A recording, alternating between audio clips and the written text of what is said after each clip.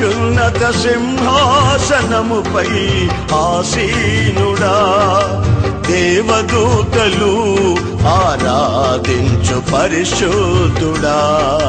యేసయ్యా నా నిలువెల్ల నిండియున్నావు, నా మనసారని సన్నిధిలో సాగిలపడి నమస్కారము చేసేదా, సాగిలపడి నమస్కారము చేసేదా. నా మనసారని సన్నిధిలో సాగిలపడి నమస్కారము చేసేదా, సాగిలపడి నమస్కారము చేసేదా. కీర్తనాకారుడు రాసిన 24వ కీర్తనలోని 9వ వాక్యం. గుమ్మములారా ఈతల పైకెత్తుకొనిడి, పురాతనమైన తలుపులారా మహిమ కలిగిన రాజు ప్రవేశించినట్లు మిమ్మును లేవనెత్తుకొనిడి. ఇక్కడ రాయబడిన చక్కని మాట ఏమిటంటే, దేవదేవుడు చాలా తేటగా నీతోనూ నాతోనూ మాట్లాడుతున్నాడు. అదేమిటంటే, మహిమ కలిగిన రాజు మీలో ప్రవేశించాలి, మహిమ కలిగిన రాజు నీ ఇంట ప్రవేశించాలి. దేవుడు చాలా తేటగా మనల్ని ప్రేమిస్తూ ఈ మాట చెబుతున్నాడు. ఈయన మీలో ప్రవేశించాలని కోరుకుంటున్నాడు. ప్రవేశిస్తానన్న ఆయన ఎవరంటే, ఆయన మహిమ కలిగిన రాజు. ఆ మహిమ కలిగిన రాజు అట నీలో ప్రవేశించాలనుకున్నాడట, మీ ఇంట్లో ప్రవేశించాలని కోరుకున్నాడట. మహిమ కలిగిన రాజు ఎక్కడ ఉన్నా మహిమ కలిగిన కార్యాలు జరుగునుగాక. ఎంత తేటగా రాయబడిందండి. కనుక ఈ రోజున ఆయన మహిమ కలిగిన రాజుగా మీలోనికి రావాలని కోరుకుంటున్నాడు. ఆయన రావడం మంచిది. ఆయన వస్తే మన ఇల్లు బంగారం అంటే మహిమతో నింపబడుతుంది, మన జీవితం మహిమ అవుతుంది, మన ప్రార్థన మహిమ కలిగింది అవుతుంది, మనం చేసే ప్రతి కార్యం అంతా మహిమకరంగానే ఉంటుంది. అయితే ఆయన మహిమ కలిగిన రాజు ప్రవేశించేందుకు అక్కడ కొన్ని ఆటంకాలు ఉన్నాయట. ఆటంకాలు సరి చేసుకోకుండా ఆయన మనలోనికి ప్రవేశించలేడు. మనం చెప్పేది ఏమిటంటే, ప్రభువా నా ఇంట్లోనికి రావా, మా కుటుంబంలోనికి రావా, మా భోజన బల్ల దగ్గరికి కనబడని అతిథిగా రావా. ఇవన్నీ మనకు ఆనవాయితైన పాటలు. కానీ మహిమ కలిగిన రాజు ఈరోజు నిలబడి నీతోనే అంటున్నాడు, నేను మీతోకి వస్తాను, మీలో ఉంటాను, మీ ఇంట్లోనే సంచరిస్తాను అని. అయితే ఆయన మహిమ కలిగిన రాజుగా రావాలి అనుకుంటే 2 మాటలు అక్కడ వాడాడు. మొదటి మాట ఏమిటో తెలుసా? మీ తలలు ఏం చేయాలంట? పైకెత్తుకొనిడి. ఆయన రావటానికి మొదటి షరత్ ఏమిటంటే మీ తల పైకెత్తుకోవాలి. కొంతమంది ఈ మాట మినహాయించి రాయ తొందరగా అంటుంటారు. ఆయన మహిమ కలిగిన రాజుగా నీ ఇంట్లోకి రావాలి అనుకుంటే మొదటగా నీ తల ఎత్తబడునుగాక. తల ఎత్తడం అంటే మనం గమనిస్తే, ఒకసారి పౌలు కొలసి అనే ఓ సంఘానికి ఓ ఉత్తరం రాసి, మీరు క్రీస్తు యేసుతో కూడా లేపబడిన వారైతే పైనున్న వాటిపైనే మనసు పెట్టుకొనుడి అనే మాట ఉంది. అంటే మనం క్రీస్తు యేసుతో లేపబడిన వాళ్ళమైతే మన దృష్టి పైనున్న వాటి మీద ఉండాలి కానీ భూ సంబంధమైన వాటి మీద ఉండకూడదు. చాలాసార్లు మన దృష్టిని గురించి పెద్దగా ఆలోచించం. కానీ దేవుడు అంటున్నాడు, ఈ ఇంట్లోకి రావాలనుకుంటున్నాను, వీళ్ళ పిల్లలతో కూర్చోవాలనుకుంటున్నాను, వీళ్ళ భోజన బల దగ్గర ఉండాలనుకుంటున్నాను, వీళ్ళ ఆరాధనలో నడవాలనుకుంటున్నాను, ఆ ఇంట్లో నేను మహిమ పొందాలనుకుంటున్నాను. ఎవ్వరికీ చేయని మహిమ కలిగిన కార్యాలు ఈ కుటుంబంలో నేను చేయాలని కోరుకుంటున్నాను. అయితే నాకు ఆ ఇంట్లోకి రాకుండా ఉండే మొదటి ఆటంకం ఏమిటంటే, వాళ్ళ తలలు ఎంతసేపు కిందకే పెట్టుకుంటున్నారు. తలల పైకెత్తుకుని నడిచే జనాంగంగా ఉండాలట. మనం ఎప్పుడైతే తలల పైకెత్తుతామో బాహ్య ప్రపంచంలో ప్రకాశిస్తున్న సూర్యుడు కనబడతాడు. రెండవది ఏమిటంటే, మనం పైకి చూసాము అంటే భూ సంబంధమైన దాని మీద నుంచి మనం మనసును తప్పించి తిన్నగా ఆయనని చూస్తున్నాము అని అర్థం. మరి యేసుక్రీస్తు రక్తం ద్వారా కడగబడ్డారు కదా మీరంతా. నమ్మి బాప్తిసం పొంది దేవుని బిడ్డలుగా మారి సంఘ సభ్యులుగాను పరిశుద్ధ గ్రంథం వేద పారాయణం చేసేవారిగాను అందరి చేత వీళ్ళు పలానా సంఘస్థులు అని అనిపించుకుంటున్నారుగా, మంచిది. మరి అలాంటప్పుడు మీ తల పైకుందా కిందకుందా? తల పైకి ఉండడం కిందకు ఉండడం అంటే అర్థం ఏమిటంటే, ఎవరైతే తల కింద పెడుతుంటారో వాళ్ళకి ఎంతసేపు భూ సంబంధమైన ఆలోచనలు. మనిషిలో రెండు మనసులు ఉంటాయి. ఒకటి ఆత్మానుసారమైన మనసు, రెండవది శరీరానుసారమైన మనసు. ఆత్మానుసారమైన మనసు ఏమో పైన ఉన్నది చూద్దామంటది, శరీరానుసారమైన మనసు ఏమో తిందాం అంటుంది. ఈ లోకంలో నాంచబడి ఊరబెట్టబడి వినాశన పంచుల్లో నడిచి ఉండగా కరుణా సంపన్నుడైన యేసు తన రక్తం ద్వారా మనల్ని కడిగి విమోచించి ఆ ఊబిలో నుండి, ఆ పాపంలో నుండి, ఆ చీకటిలో నుండి, ఆ లోకపు ఆశల్లో నుండి మనల్ని విడుదల చేసి ఆయన రక్తం ద్వారా కడిగి మీరు నాతో కూడా లేపబడ్డారు అని పేరు పెట్టి లేపబడిన గుంపులో మనల్ని చేర్చాడు. చేర్చిన తర్వాత ఇక మీదట మనం ఎంతసేపు ఆ పైనున్న వాటి మీదే మనసు పెట్టాలి. అందుకే పౌలేమన్నాడు, ఏవేవి నాకు లాభకరమో అవన్నీ నేను నష్టముగా ఎంచుచున్నాను, అవి పెంటగా ఎంచుచున్నాను. నేను ఇక చూసేది ఏదైనా ఉంటే అదిగో నా దేవుని వైపే నేను చూస్తున్నాను. ప్రియ దేవుని బిడ్డలారా, మనం రక్షించబడిన తర్వాత మన దృష్టి ఏమైనా మారిందా? దృష్టి మారితే దేవునితో మాట్లాడాలని అబ్రహామట డేరాలో ఎదురు చూస్తానే ఉన్నాడట. అబ్రహాము దేవునితో నడిచి అక్కడ మాట్లాడుకున్నాక దేవుడు వెళ్ళిపోతే అబ్రహాం ఇంకా నిలిచే ఉన్నాడట. ఇది మన వ్యక్తిగత జీవితంలో అనుభవించవలసిన ఒక అనుభవం. కొంతమందికి వాక్యం పట్టుకుంటే జుంటె తేనె దారాల కంటే మధురంగా ఉంటుంది గనక చదివి చదివి చదివి చదివి చదివి చదివి ఎంతసేపు చదివినా వాళ్ళకి తృప్తి ఉండదు. కొంతమంది ఉంటారు, వాళ్ళు బైబిల్ తీయగానే 2 వచనాలు చదివితే 3వ వచనానికి కన్ను మూతబడిపోద్ది. అది నిద్రమత్తుతో నింపబడిన ఆత్మ కలిగిన ఒక రూపం అని మనం చెప్పాలి. మన వ్యక్తిగత జీవితంలో మనం లేపబడ్డాం. ఒకప్పుడు లాభం ఉంది, అవన్నీ వదులుకున్నాం. అప్పుడు పౌలుకి సభలో సభ్యత్వం ఉంది, అది లాభం మానుకున్నాడు. ఆయన ధర్మశాస్త్ర ప్రావీణ్యుడు, కానీ వదులుకున్నాడు. తాను యుక్త వయసులోనే మహా గొప్ప యోధుడిగాను భక్తుడిగాను గుర్తింపు పొందాడు. ఇప్పుడు అంటాడు అవన్నీ నష్టం, నేను లేపబడ్డాను గనక నేను ఇక మీదట భూ సంబంధమైన దృష్టిని, లోక సంబంధమైన ఆలోచనలతో ఎంతసేపు భూ సంబంధమైన మనసు కాక నా దేవుని సాంగత్యాన్ని కోరుకుంటూ నా దేవునితోనే నేను నడిచి వెళ్ళాలి అనే ఒక ఆలోచన అతగాడికి వచ్చింది. ఈ లోకంలో ఉన్నవన్నీ అనుభవించడానికి దేహం వరకే అవి నిర్ణయించబడ్డాయి. కానీ మన ఆత్మ నిత్యత్వంలో చేరేందుకు మన గురి ఏదైనా ఉంటే నా యేసుతోనే నేను నడవాలి, నా వాక్యంతోనే నేను జీవించాలి, నా యేసు కొరకే నేను బ్రతకాలి అని లేపబడిన అనుభవం, మార్పు చెందిన అనుభవం, కడగబడిన అనుభవం, దేవుని కొరకు నిలిచే అనుభవంలో మనం లేపబడినట్లుగా ఈ రోజైనా నీ తల పైకెత్తబడునుగాక. శిష్యుడిగా తిరుగుతూనే ఉన్నారు. ఆ దైవజనుడి దగ్గర చాలా కాలం ఉన్నాడు. ఆ దైవజనుడి దగ్గర ఇతను పనిచేసే పని ఏమిటో తెలుసా? ఆయన పెద్దగా కళ్ళు కనబడవండి. పాపం ఆయన చేతులు చాపితే అక్కడున్న శిష్యుడు వచ్చి చేతుల మీద నీళ్లు పోస్తే కడుక్కునేవాడు, టవలిస్తే తుడుచుకునేవాడు. అట్లాంటి పనిలో ఉన్నాడు అతను. ఎంతసేపు నేను ఒకప్పుడు ఆస్తిపరుణ్ణి, మా చేలో 10 జాతల ఎడ్లతో నేను దుక్కు తినేవాడిని అని చెప్పేవాడు. అన్నీ వదులుకుని వచ్చేసాడు. ఈ రోజున బాగా గమనించండి, అవన్నీ మానుకున్నాడు. ఆకాశం వైపు చేతులెత్తి దేవుని మహిమ కొరకు కనిపెడుతున్నాడు. అతని దగ్గర ఇంకో అతను ఉన్నాడు. అతను ఎవరో తెలుసా? నువ్వే నేను, నేనే నువ్వు అన్నట్టుగా ప్రాణానికి ప్రాణంగా పల్లవెత్తి ఎప్పుడు వాడేవాడు. ఒక రోజున ఒక బండి మీద దుస్తులు, వెండి బంగారాలు, విలువైన సామాగ్రి అన్నీ వచ్చేటప్పటికీ ఇతడు భక్తుడిగా భక్తుని సహవాసంలో ఎదుగుతున్నా అతనికి చేతుల మీద నీళ్లు పోసే వ్యక్తికి ఉన్న పై సంబంధమైన మనసు లేక భూ సంబంధమైన మనసు ఉండి నెమ్మదిగా ఒక్క క్షణం ఆగాడు. ఈ దైవజనుడికి ఇవి తీసుకొస్తే దైవజనుడు నాకు అక్కర్లేదయ్యా తీసుకెళ్ళిపో అన్నాడు. ఆ తర్వాత దైవజనుడు ముసలాయన కదా, కళ్ళు కనపడక ప్రార్థన చేసుకుంటూ అక్కడ ఉండిపోయాడు.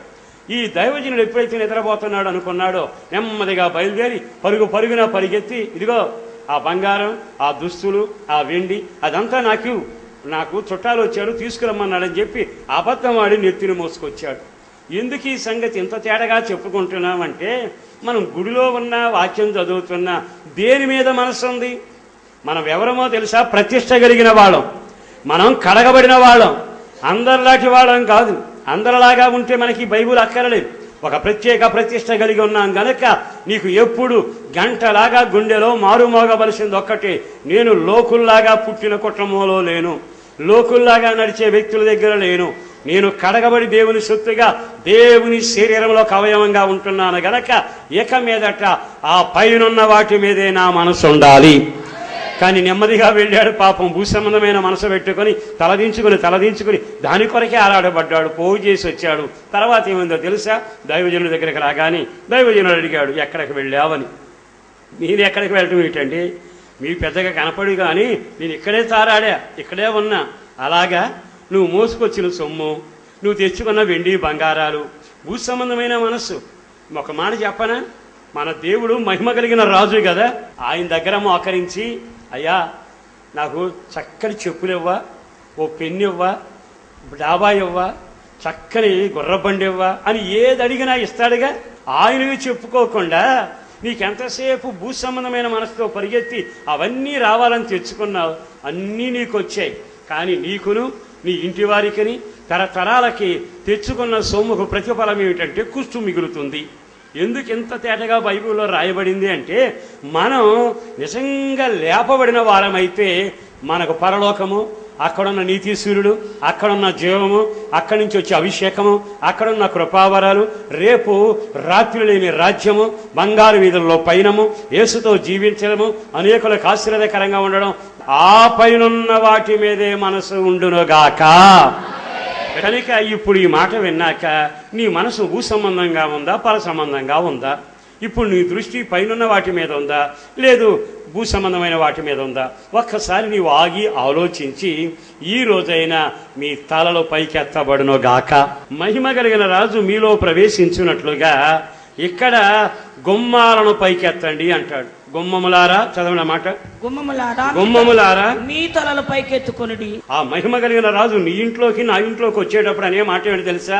నేను మీ దగ్గరకు వస్తుంటే మీకు పైనున్న దృష్టి లేదు, ఎంతసేపు భూ సంబంధంగా ఉంది, నేల చూపులు ఎక్కువైపోయినాయి. పైనున్న వాటి మీద మనసు అంటే అర్థం ఏమిటంటే, దేవుడు నీకు చదువు ఇచ్చినా, ఉద్యోగం ఇచ్చినా, పిల్లల్ని ఇచ్చినా, వెండిచ్చినా, బంగారం ఇచ్చినా, ఏమిచ్చినా సంతోషమే.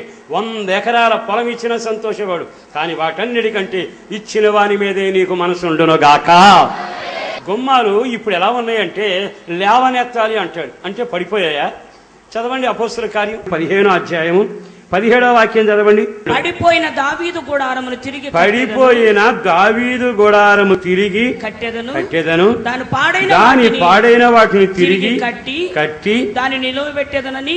ఇక్కడ దావీదు గుడారం అంటే అతని ఆధ్యాత్మికమైన జీవితం, అతని రాజరకం, ఆ ఇశ్రాయేలు జాతికి సంబంధించిన ఒక విలువైన పదం. చాలాసార్లు కొన్ని ఇళ్ళు చూస్తామా, పైన చెదబట్టి రాలిపోతానే ఉంటుంది, దాని పేరు కూడా ఇల్లే. కొన్ని గోడలు జారి పడిపోతాయి, అన్ని జీవాలు లోపలికి వస్తూనే ఉంటాయి, కానీ అది కూడా గోడే. ఈ రోజున భక్తి చేస్తున్న అందరికీ నా యేసుని బట్టి బ్రతిమలాడ చెప్పగలిగింది ఒక్కటే, ఎవరి కొరకు నువ్వు బ్రతకడం కాదు గాని నీ గుడారం దేవుని యందు నిలబెట్టబడును గాక, బండ మీద దాన్ని స్థిరపరచబడును గాక. అది గోడ జారడం కానీ గుమ్మం పతనం అవడం కానీ ఏనాడు జరగకూడదు. దావీదు చరిత్రలోకి వెళితే తన జీవితంలో తన గుడారం పడిపోయిన కొన్ని గుర్తులు మనం చూస్తాం. మీకు అర్థమయ్యే మాట చెప్పాలంటే, మన వ్యక్తిగత జీవితంలో ఇద్దరు దేవుని సన్నిధికి అర్పణ తీసుకొచ్చారు. ఇద్దరు అర్పణ అర్పిస్తే దేవుడు ఒకని అర్పణ అంగీకరించి ఒకని అర్పణ అంగీకరించాల. వెంటనే కయ్యూని ఏం చేశాడో తెలుసా? తమ్ముడి మీద పడి అతన్ని చంపి పేడ విరగడయింది అని అనుకున్నాడు. అయిపోయాక అక్కడ బైబిల్లో దేవుడు అతనితో అన్న మాట ఏమిటి తెలుసా? కయ్యూను, నీ వాకిట పాపం నిలిచే ఉంది, నీ గుమ్మంలో పాపం కనబడుతూనే ఉంది. అర్థమైందా? గుమ్మం పాడైపోవడం అంటే నీవు దేవుని సందులో నడిచే నడతలో ఎలా నడుస్తున్నావు? నీ గుమ్మాల దగ్గర పాపం, నీ గుమ్మాల దగ్గర చీకటి, నీ గుమ్మాల వాకిట్లో శత్రువు కూర్చుని ఉన్నాడంటే నీ గుమ్మాలు ఎంత పతనమైపోయాయి. ఈ రోజున నా యేసుని బట్టి బ్రతిమలాడుతూ మరొక్కసారి మీకు చెప్పగలిగిన మాట, ఎక్కడ ద్వేషం ఉంటుందో, ఎక్కడ పగ ఉంటుందో, ఎక్కడ ఈర్ష్య ఉంటుందో, ఎక్కడ వంచన ఉంటుందో, ఎక్కడ మోసం ఉంటుందో, ఎక్కడ విచ్చలవిడితనం ఉంటుందో, తన సహోదరుల కంటే నేను ఎక్కువగా ఉండాలనే ఆలోచన చేత ఎక్కువ క్రియలు చేయలేక చేసిన వారి గురించి గుండెల్లో కుంపటి లాంటిన బాధను పెంచుకుంటే అక్కడ గుమ్మం చెడిపోతుంది, ఆ వాకిట్లో పాపం నిలబడుతుంది. ఈ రోజైనా మహిమ కలిగిన రాజు మీలో ప్రవేశించినట్లుగా ఈ గుమ్మాలు సరిచేయబడి మీ చిత్తవృత్తిలో ఒక మార్పు కలిగేట్టుగా దేవుడే కార్యము చేయునుగాక. నిర్గమాకాండం 12వ అధ్యాయంలో దేవుడు అన్నాడు కదా, మీరు ఓ గొర్రె పిల్లను తీసుకొనండి, దాన్ని వధించండి, ఆ గొర్రె పిల్ల రక్తాన్ని ద్వారబంధాల మీద పూయండి, పూసిన తర్వాత లోపలికి పోయి మాంసాన్ని కాల్చుకు తినండి అని చెప్పాడు. అలాగే వాళ్ళు వెళ్ళారు. ఇక్కడ మనం ఆలోచించాల్సింది ఏమిటంటే, ఇప్పుడు వాళ్ళంతా దేవుడిచ్చిన ఆజ్ఞల ప్రకారం గుమ్మాలు సరి చేసుకుంటున్నారు. అంటే గొర్రెపిల్ల రక్తాన్ని చిందించి ఆ రక్తాన్ని ద్వారబంధాల మీద పుయ్యాలి అలాగే అని పుయ్యడం మొదలుపెట్టారు. ఈ పక్కనున్న వాళ్ళు గుమ్మాల మీద పుయ్యల. ఆ తర్వాత జరిగింది ఏమిటో తెలుసా? సంహారకుడు అనే ఒకడు వచ్చాడు. వాడు నెమ్మదిగా బయలుదేరి వచ్చాడు. ఎప్పుడైతే బయలుదేరి వచ్చాడో ఈ గుమ్మాల మీద రక్త ప్రోక్షణ ఉండేటప్పటికీ వీనికి అందులో ప్రవేశం లేదు. వెనక్కి తిరిగాడు. ఈ గుమ్మాలన్నీ మామూలుగా ఉన్నాయి. ఆహా, ఇది కాబోలు నేను వెళ్ళాల్సిన గుమ్మం అని నెమ్మదిగా ఆ గుమ్మంలోకి వెళ్ళి అక్కడున్న పెద్ద కొడుకులందరూ చంపుకుంటా వెళ్ళిపోయాడు. ఎందుకో పరిశుద్ధాత్మ దేవుడు నీ గుమ్మాలు లేపబడాలి అనే మాట చెబుతున్నాడు. నేను నీలో ప్రవేశించాలి. నేను నీలో ప్రవేశిస్తే నీకు నీ పిల్లల క్షేమం. నేను ప్రవేశించేట్టుగా నీ గుమ్మాలు లేపి ఆ గుమ్మాల మీద యేసు రక్త ప్రోక్షణ లేకపోతే నాకంటే ముందు ఒకడు వస్తాడు. వాడెవడో తెలుసా? మరణదూత. వాడు రావటం నీ ఇంట్లో ప్రవేశిస్తాడు. మరి ఈ రోజున ఈ మాటలు వింటున్న ప్రియ దేవుని బిడ్డలారా, మన గుమ్మాలలో నుంచి ఎవరు వస్తున్నారు? మరణదూత లోపానికి వస్తుందా? జీవం కలుగు చేసే దేవుడు మన లోపలికి వస్తున్నాడా? ఈ రోజున మహిమ కలిగిన రాజు రావాలని కోరుకుంటే యేసు రక్తం ద్వారా మీరు కడగబడుదురుగాక. యేసు రక్త ప్రోక్షణ మీ పెదవుల మీద ఉండునుగాక. యేసు రక్త ప్రోక్షణ మీ ప్రతి గదిలో జరుగునుగాక. దేహానికి గుమ్మం 2 పెదవులు. ఈ 2 పెదవులు ఎప్పుడు యేసు రక్తం యేసు రక్తం యేసు రక్తం అనే మాట అనాలి. మీరు ఎప్పుడైతే అలా అనగలుగుతారో, మీరు అలా పలికినప్పుడల్లా యేసు రక్త ఉక్షణ జరిగినప్పుడు నాశన పుత్రుడు లోపలికి రాడు. మీ ఇంటికి యేసు రక్తం అంటే నీవు ఆ ఇంట్లో నివసించినప్పుడల్లా గదిలోనూ గుమ్మం దగ్గర ప్రతి చోట యేసు రక్తమే జయమని ఆ ప్రోక్షణ జరగాలి. గొర్రె పిల్ల రక్తమైన యేసు క్రీస్తు రక్తం ద్వారా కడగబడి నమ్మి బాప్తిసం పొంది నీవు బయటికి రాగలిగితే నాశన పుత్రుడు నీ జీవితంలో ప్రవేశించాడు. తప్పక మహిమ కలిగిన రాజు మీ ఇంట్లో ప్రవేశించునుగాక. నీ ఇంట్లో ఎప్పుడు యేసు రక్త ప్రోక్షణ ఉచ్చరణ జరుగునుగాక. పద్దాక యేసు రక్తం చేయమని ఎక్కడ అంటామండి? గదికి అనలేం కదా, వండినప్పుడల్లా అనలేం కదా. మీరు కావాలంటే యేసు రక్తం ఉచ్చరణ చేయండి, ప్రతి దానిలో మీకు జయము కలుగునగాక. నాశన పుత్రుని పయనం గాని ఆలోచనలు గాని ప్రయాణం గాని మీ గదిలో ఉండకుండా యేసు రక్తము లయపరచునుగాక. యేసు రక్తం ద్వారా కడగబడిన మీరు నమ్మి బాప్తిసం పొందండి. మీరు దేవుని బిడ్డలుగా మారండి. నిశ్చయముగా మీ గుమ్మాలు పైకెత్తబడి రక్త ప్రోక్షణలో ఉండును. అట్టి గుమ్మాలలో నా దేవుడు సంచరించునుగాక. నీ గుమ్మాలను సరి చేసుకోమని మరొక్క మాట చదవండి. యెషయా గ్రంథం 62:10 వాక్యం చదవండి. గుమ్మముల ద్వారా రండి, జనమునకు త్రోవ సిద్ధపరచుడి, రాజమార్గమును చక్కపరచుడి, రాళ్లను ఏరి పారవేయుడి. గుమ్మాల్లో నుంచే రండి. ఎందుకు? మహిమ కలిగిన రాజు ఆ రోడ్లో రావాలిగా. మీరు కూడా గుమ్మాల్లోంచి రండి. వస్తే ఆ రాజు మీ దగ్గరకు రావాలనుకుంటే మీరు ముందు నడుస్తున్నారుగా, అప్పుడు మీకు కనబడతాయి. ఏమిటవి? అందులోని రాళ్లను ఏరి పారవేయుడి. ప్రభువా, నువ్వేమనుకోవాకయ్యా, ఇవన్నీ మా చిన్నప్పటి నుంచి ఉన్న రాళ్ళయ్యా. మా పెద్దోళ్ళు కూడా మాకు ఈ రాళ్ళు ఇచ్చిపోయారయ్యా. మా అందరికీ అలవాటేనయ్యా. రాళ్ళు ఉంటాయి, రాళ్ళ మీదే నడుస్తుంటాం, ఎదురు దెబ్బ తగులుతూ ఉంటుంది, అయినా నడుస్తూనే ఉంటాం. ఈ రాళ్ళు మా సొంత రాళ్ళు, ఇవి మా ఇంట్లో ఉండే రాళ్ళు అని కొన్నిసార్లు మహిమ కలిగిన రాజు మన ఇంట్లోకి రాకుండా ఉండే కొన్ని పురాతన రాళ్ళు, ఎదురు దెబ్బలు తగిలే రాళ్ళు, వినాశనపు రాళ్ళు, వ్యర్థమైన ఆచారం అనే రాళ్ళు, దేవుడు సహించలేని రాళ్ళు, దేవుడు సహించలేని వారవలేని గుణాలు, ఇవన్నీ రాళ్ళలాగా ఉన్నాయి. కానీ దేవుడిని ఏమో రా మహిమ కలిగిన రాజా రా అని పిలుస్తూ ఉంటే ఆయన అంటాడు, అన్నీ రాళ్లేగా. నీ మాటలో చూస్తే రాళ్ళు ఉన్నాయి, నీ చేతలో చూస్తే రాళ్ళు ఉన్నాయి, నువ్వు ప్రార్థన చేసినట్టే ఉన్నావు, అంతా రాళ్ళమయమేగానే ఉందిగా. అన్నీ ఈ రాళ్ళు నాకు చాలా అసహ్యమను అభ్యంతరం కలుగొచ్చేస్తున్నాయి. బైబిల్లో రాళ్ళను గురించి బైబిల్లో చాలా తేటగా రాసిన మార్క్స్ వార్త 7వ అధ్యాయము 21వ వాక్యంలో ఈ రాళ్ళు రాయబడ్డాయి.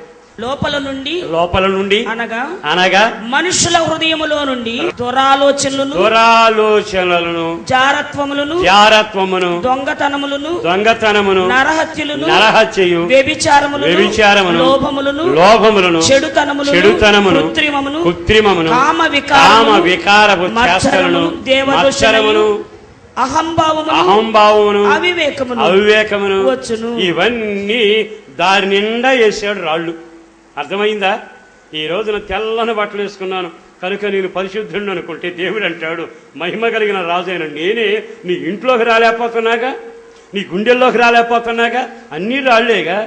మనం ఇల్లు చూస్తేనేమో నీట్గా చేసుకుంటాం, ఆ ఇంటికి వచ్చిన వాడు మనం చూసి ముచ్చటపడేట్టుగా అసలు నేల ఎంత నేయి ఒరిగిపోయినా అద్దుకునేంతగా ఉంటాయే, అద్దం లేకపోయినా అక్కడ ఉన్న వాతావరణం దిద్దుకునేట్టుగా ఉంటాయే. మరి దేవుడు రావటానికి నీ యొక్క హృదయంలో నీ గుమ్మంలో అన్ని రాళ్లేగా. ఈ రాళ్ల లిస్టు ఉంది. ఈ మాట మీరు విన్నారు, మరొకసారి నేను చెబుతున్నాను.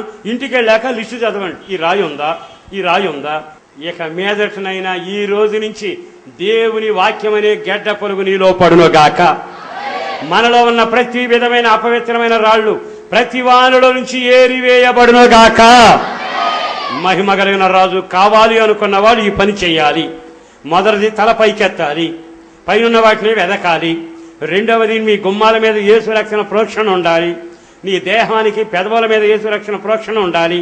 నిత్యం ఆయన నామ స్మరణ చేస్తూ నీ పైన సాగాలి. ప్రతి గదిలో ప్రతి గుమ్మం దగ్గర ప్రతి పని మీద మొదట యేసు రక్తం అని మొదలు పెట్టాలి. మీరు వాహనం ఎక్కుతున్నప్పుడల్లా యేసు రక్తం చేయం అని ఎక్కండి. సైకిల్ ఎక్కేటప్పుడైనా యేసు రక్తం చేయం, యేసు రక్తం చేయమని చెప్పి మీరు ప్రార్థన చేసుకుని బయలుదేరిన యేసు రక్తాన్ని ప్రోక్షించి నెమ్మదిగా అడుగుపెట్టండి. నాశన పుత్రుడు నీ దాకా రాకుండా యేసు రక్తం నీకు కాపుదలగా ఉండునుగాక.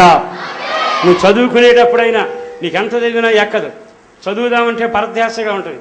కొన్నిసార్లు మనం యేసు రక్తం చేయమని చెప్పుకుని పుస్తకం తెరవండి. చదివే ఆసక్తి కలుగుతుంది, చదువు మీద శ్రద్ధ కలుగుతుంది, జ్ఞాన వివేకాల చేత నింపబడతారు. దుష్టుడు చేసే పరాకు అనే ఆ భయంకరమైన పరిస్థితి నుంచి నీ మనసు భద్రపరచబడుతుంది. అందుకని మన వ్యక్తిగత జీవితంలో యేసు రక్త ప్రోక్షణం. ఆ తర్వాత మరొక మాట ఏంటంటే ఈ గుమ్మాల్లో అన్ని రాళ్ళేనట. ఈ రాళ్లను చూసి ద్వేషం కానీ, ఈర్ష్య కానీ, అవివేకం కానీ, కామాతురత కానీ, విచ్చలవిడి కార్యక్రమం కానీ, భయంకరంగా దేవునికి మించిన అతిశయం కానీ, అది ఏదున్నా ఈ రాళ్లన్నీ ఈరోజు దేవుని దగ్గర తీర్మానం చేసుకుని, అయ్యా ఈ లిస్టు రాసుకుంటున్నానయ్యా, ఒక్కొక్కటి నేను ఇంటూ కొట్టాలయ్యా, ఇవన్నీ నాలోంచి ఏరివేయాలయ్యా. నేను ఇంతకాలం భక్తి చేశాను, అప్పుడప్పుడు నన్ను నేనే చూసి చాలా అందంగా ఉన్నాను అనుకున్నాను, కానీ నాలో ఈ రాళ్ళు ఉన్నప్పుడు అర్థమయ్యాయి. ప్రభు నన్ను క్షమించు ప్రభు అని ఒక్కొక్క రాయి తొలగిపోయేట్టుగా దేవునికి అప్పగించుకొనండి. కన్నీటితో ప్రార్థన చేయండి, దేవుని బ్రతిమలాడండి. ఇలాంటి రాళ్ళు మచ్చుకైనా మీ హృదయంలో ఉండకుండా నా దేవుడే వాటిని తొలగించునుగాక. నా దేవుడే మీ హృదయాన్ని, మీ మార్గాన్ని, మీ గుమ్మాన్ని ఆయన వచ్చేట్టుగా సరళము చేయునుగాక. ఆయన నీ ముందు మార్గం సరళం చేస్తాడు అంటే దాని అర్థం ఏమిటంటే ఆయన వచ్చేందుకు ఆటంకం అన్ని తొలగించబడాలి. అందుకే ప్రతిరోజు మనం చేసే ప్రార్థనలో ప్రభువా నా యందు, నా హృదయమందు నీకు ఆయాసకరమైన మార్గం ఏదైనా ఉందా తొలగించు ప్రభు అని నువ్వు ఎప్పుడైతే దేవుని దగ్గర ప్రార్థన చేస్తావో నీకు తెలియకుండానే గొప్ప మార్పు నీలో ప్రారంభమవుతుంది. ఆయన ఆత్మదేవుడై నీలోని ప్రతి ఆటంకం, ప్రతి బలహీనత, ప్రతి బుద్ధిహీనత, ప్రతి రాయి ఆయనే దొర్లించునుగాక. ఎప్పుడైతే రాళ్ళు దొర్లించబడతాయో, ఎప్పుడైతే ఆ గుమ్మం యేసు రక్త ప్రోక్షణ కలిగి ఉంటుందో, ఆ గుమ్మం ఎప్పుడైతే పడిపోయిన స్థితి నుంచి లేపబడుతుందో, ఆ గుమ్మంలో ఎప్పుడైతే స్తుతి ఆరాధన మొదలవుతుందో, తలలు ఎప్పుడైతే పైకెత్తబడతాయో ఆ మహిమ కలిగిన రాజు ప్రవేశించునుగాక. ఆ రాజు ప్రవేశిస్తే నీకు జరిగేదేమిటి?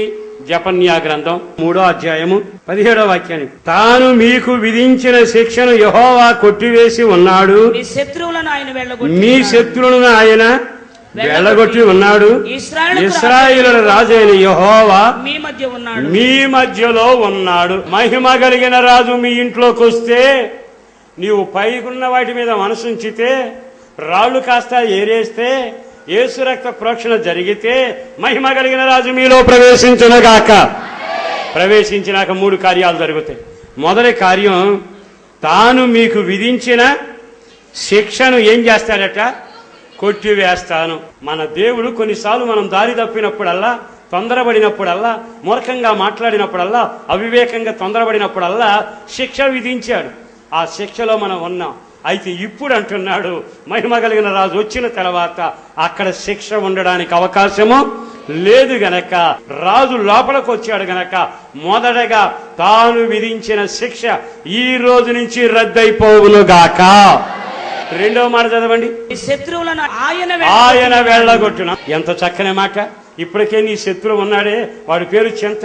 నువ్వు ఎంతైనా తిను, మంచం మీద చింత పడతానే ఉంటావు, ఎంత సంపాదిస్తానే ఉంటావు. అదొక రకమైన దిగులు. దిగులనేవాడు వదలడు, ఆడు నీడలాగా వెంటాడుతూనే ఉంటాడు. వాడు వచ్చి మాటికి నిన్ను వెన్నుదడి చెబుతుంటాడు, ఎంతసేపు దిగులు పడేట్టుగా చేస్తుంటాడు. ఈ రోజున దిగులనే శత్రు, అనారోగ్యం అనే శత్రు, బలహీనత అనే శత్రు, ఇలాంటి శత్రువుల మోకను నా దేవుడే వెళ్ళగొట్టునుగాక. మీ పిల్లల నుంచి అయినా, మీ ఇంట్లో నుంచి అయినా, పురుషుల్లో నుంచి అయినా, స్త్రీల్లో నుంచి అయినా, వ్యాపారంలో నుంచి అయినా ఈ నష్టపరిచే శత్రువు వెళ్ళగొట్టబడునుగాక. ఈ రోజు ఈ వాక్యం మీద మీరు చేయబెట్టుకున్న ప్రార్థన చేయండి. శత్రువు నువ్వు చూస్తుండగా నా దేవుడు నీ పక్షాన వెళ్ళగొట్టబోతున్నాడు. మూడో మాట చదవండి. ఇక మీదట మీకు అపాయము సంభవించదు. మహిమ కలిగిన రాజు వస్తే మొదటి కార్యం నీ శిక్ష కొట్టివేయబడుతుంది. రెండో కార్యం నిన్ను పాడు చేసిన శత్రువు వెళ్ళగొట్టబడతాడు. మూడో కార్యం అపాయం నీకు సంభవించకుండా దేవుడే కంచి వేసి కాపాడుతాడు. మహిమ కలిగిన రాజు నీ ఇంట ప్రవేశించడం బట్టి ఆయన కలిగిన ఆ వైభవం అంతా నీకును కలుగునుగాక. మరి ఆయన రమ్మని కోరుకుందామా? అందరూ మోకరించండి. ప్రేమాస్వరూపైన ప్రభు వందనాలయ్యా. ఈ శుభవేళ నీ మాటలు వినడానికి అవకాశం కలుగు చేశావు నాయన. ఇంతకాలం గుమ్మాలు పాడైపోయి, యేసు రక్తం లేకపోవడం, నిశ్చయంగా చీకటి, మరణదోత, నాశన పుత్రుడు ఇళ్లల్లో సంచరించి అంతా నాశనమే చేస్తున్నాడయ్యా. యేసు రక్తంలో విడుదల కలగాలి, యేసు రక్తంలో జయం కలగాలి. వాడు వెళ్ళగొట్టబడాలి, వాని క్రియలు లయపరచబడాలి, ప్రతి వాని కుటుంబం కట్టబడాలి, వెలుగుతో నింపబడాలి, దీవెనకరంగా నడిపించబడాలి, మహత్తర కార్యాలు జరగాలి. మహిమ పొందండి. తీర్మానం చేసుకుని నీ బిడ్డల జీవితంలో మహిమ కలిగిన కార్యాలకు సాక్షులుగా నీ బిడ్డలను నిలబెట్టండి. యేసు పరిశుద్ధ నామమున ప్రార్థించి వేడుతున్నాం తండ్రి. ఆమేన్, ఆమేన్. తండ్రి అయిన దేవుని యొక్క ప్రేమ, ప్రభువైన యేసుక్రీస్తు వారి కృప, పరిశుద్ధాత్మ దేవుని అన్యోన్య సహవాసం ఇప్పుడును ఎల్లప్పుడును మనకును మనవలే ప్రార్థిస్తున్న సకల పరిశుద్ధులకును సదాకాలం సమృద్ధిగా తోడై ఉండునుగాక. ఆమేన్, ఆమేన్. పరిశుద్ధాత్మ స్వస్థత కూడిక ప్రతి శనివారం రాత్రి 7 గంటల నుండి 9 గంటల వరకు హోసన్న మందిర్, హనుమాన్ జంక్షన్ నందు జరుగును. మీ అందరికీ ప్రేమపూర్వక ఆహ్వానం. స్త్రీల కూడిక ప్రతి బుధవారం ఉదయం 11 గంటల నుండి 3 గంటల వరకు హోసన్న మందిర్, హనుమాన్ జంక్షన్ నందు జరుగును. ఈ యొక్క కూడికలో దైవజనురాలు వాక్య పరిచర్య చేసి మీ కొరకు ప్రార్థించగలరు. అందరూ ఆహ్వానితులే. మీ ప్రార్థనావసతుల కొరకు మమ్ములను సంప్రదించవలసిన మా చిరునామా పాస్టర్ దేవదాస్ గారు, హోసన్నా మందిర్, న్యూస్వీట్ రోడ్డు, హనుమాన్ జంక్షన్. మా ఫోన్ నెంబర్ 9440772772 9032772772.